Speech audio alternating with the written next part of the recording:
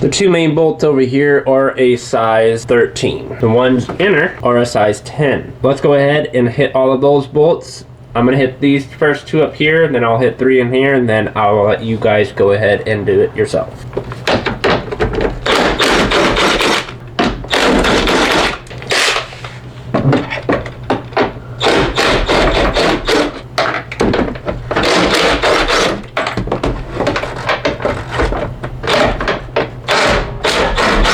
Alright, go ahead and hit the rest. Now at this point, your hole should look just like that while you removed it. Now as you can tell, you can get in through a lot more stuff through this way. You'll be able to hit a lot more this way. So now you have multiple room to get the valve cover on the passenger side out. Now what you're gonna go ahead and do is hit these white tabs and start unplugging every single plug on this side. Once you're done, we'll come back. After you have successfully removed all of your wires, this is exactly how it should look. You're gonna take all of the Christmas trees out from all of these little standoffs here and push the cables off to the side. Now we're gonna go ahead and start tackling all of the ignition coils first. Take all the ignition coils out, and then I'm gonna show you how to take the high pressure fuel pump out. Then we'll hit the bolts that you have to take out ordinary to get the valve cover out. Finally, at the high pressure fuel pump, once you get to the high pressure fuel pump, there's a bolt right here. All right, this is the bolt we're going to remove to release the back bracket, so that way we can get the insulator off and we can hit the two bolts that are on top of the high pressure fuel pump. And then we got to start hitting these outer ones, which are black. And there's one here, and there should be one on the other side. I'll show you once we get the pump removed. As for that, let's go ahead and grab that socket, and that should be a 14. That bolt there is 12 mil. I'm going to use an impact socket.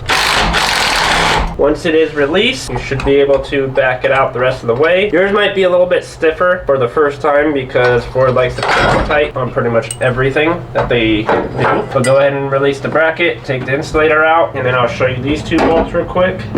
And these are the two bolts we're gonna hit. There's a 10 mil here, and there's a 10 mil there. Those two 10 mils you're gonna take out. And once you pull that out, go ahead and loosen this right here, which you can use a box end wrench, or you can use a line wrench, whatever you prefer to get the fuel line off from the high pressure fuel pump. So here are the two 10s, and I used a monkey wrench to get the fuel line off. I do have line wrenches, but I just don't wanna use them right now. So what you're gonna do is you're gonna back that off the high pressure fuel pump, and then just slowly start working its way up, and it will squirt. Once again, make sure that, you know, obviously your battery should already be unplugged, and it will make a mess. So I'm gonna take this outside and drain it. We are finally at the last step to getting the valve cover out. Now you have, let's go ahead and count how many bolts are actually here. So you have your 3, which hold this portion where your high pressure fuel pump goes. You have 2 underneath here, underneath this line. 2, 3, 4, 5, 6, 7, 8, 9, 10, 11, 12,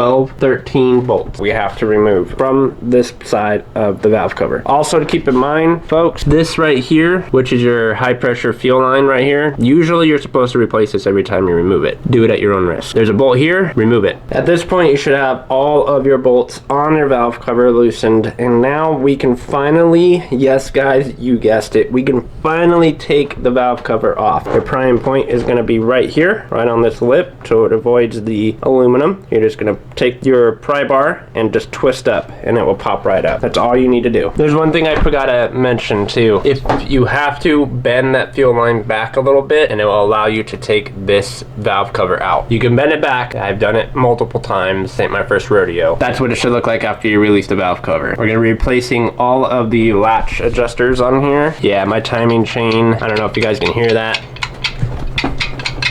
Yeah, this side's screwed. This is the real reason why I'm doing it. When you come to the driver's side, this is how you know if you have a bad timing tensioner. Okay, no slack in that one. But the passenger side is the culprit, just like always. But I got upgrades for it, so once they arrive, it'll be nice. Now I'm just gonna do me. Ladies and germs, I'm gonna go ahead and get my engine braced. And then once I do that, then I'm gonna start going down and under and removing the K member, which if y'all have never removed a K member, it's pretty explanatory. Timing calls for 16 hours, 12 to 16, depending on your skill. We're taking our time since we have to wait for parts anyways, so why rush the job when I can just relax? It's time to show you the bolts you're gonna have to remove from the oil pan, ordinary to remove your timing cover. And yeah, you know what? I kind of figured I might as well just remove the timing cover first, and then another day I will drop the K member, so that way I can change out the oil pump gear clean out the oil pan, get it all nice and smooth, put it all back together again, and then start buckling the timing. Hopefully by the time that I start getting the timing put in, that my guides will be here. I'm really praying. I hope you guys are too. Without further ado,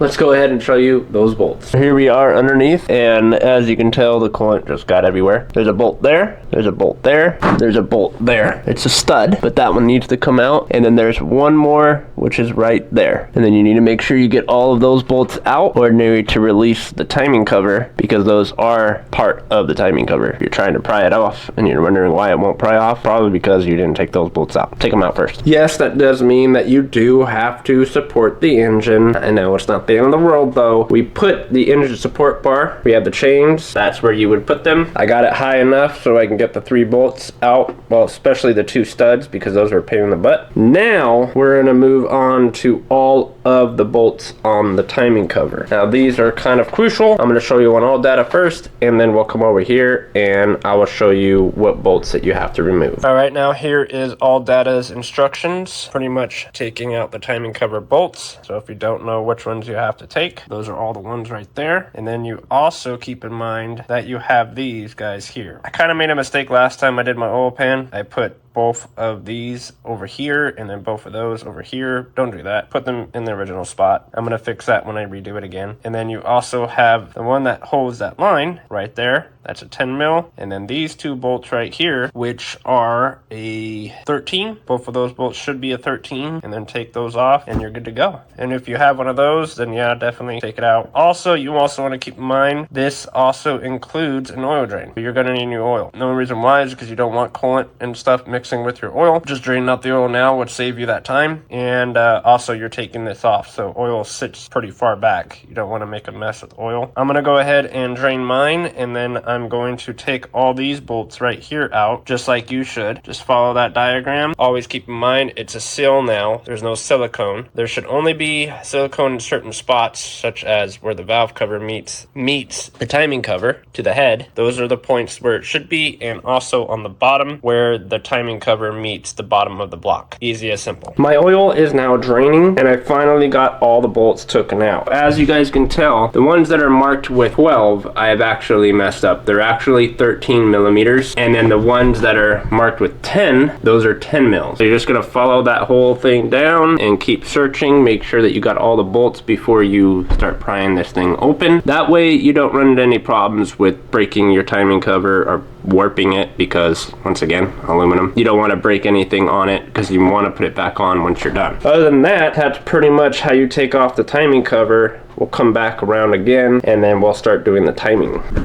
The timing cover is finally off, and this is what it looks like. Here it is in its glory. We're gonna be wiping all this down once again. I need to clean all of in here. Like, I want this cover to be looking brand freaking new when it goes back in. Also, I have brand new ones, and I also have a dormant one I have to return to O'Reilly's because that wasn't my issue. Here's the timing. Here's the slack. This whole chain on this side is looser than a gooser. Driver's side, nothing. You know why? Because if you look at the tensioner, okay, so there's tension on that 100%. That's definitely tensioning it. Now, if you come over to this guide, that tensioner is not even, it's broke. It's completely flat. I don't know. What I do know, though, that's not good. That would eventually get worse. And if that even got any worse when I was driving, and per se, that timing chain decided to go bye-bye car. That's all it takes, is one little jump and your motor's bye-bye. With that being said, hopefully the Boss 302 tensioners get here and the guide so I can go ahead and start reassembling this. I'm most likely going to start taking off the timing chains and redoing the hydraulic lifters and the followers and putting the cams back in, probably putting the phasers back in, putting those timing chains back in, because I got everything that I need for those two. The only thing that I'm missing is just the tensioners and the guides for the main drive. I'm hoping, guys, that it comes very shortly. I have 2 days off next week. If none of this goes anywhere, I can at least return my buddy's truck that I've been borrowing. Once again, I appreciate him a lot because he's allowing me to drive his truck. My car is my everything, and that's all I can tell you guys, is that you got to cherish what you guys have and work hard for what you want, because honestly, if I can be real with you guys, nothing comes free. Everything you have to work for. People see it in other people. They see how hard that person really does work. Not only by what they wear, but what they drive, what they buy. People know this stuff. Is it a good impression on you? Yes. Do you really care what people think? No. But it makes you feel better about yourself because you have accomplished all your goals in life and you got a sexy car to drive every day. I say if you have a goal, and I will continuously say this, and I don't care if this bores you, but chase it. Don't just sit there and don't chase it. Chase that dream. Because this right here, YouTube and what I do every single day is what I enjoy. And I want to share that with you. Without that being said, smash the subscribe button now. Make sure you hit that bell on the side. Like this video, guys. 100% just like it. Even if it takes you 5 seconds to hit that button, just do it. Anyways, guys, if you have a YouTube channel, let me know down in the comment section down below. I'm going to be doing a new thing where I do shout out new people that have subscribed to the channel and has been following the channel for quite some time. But let me know in the comment section.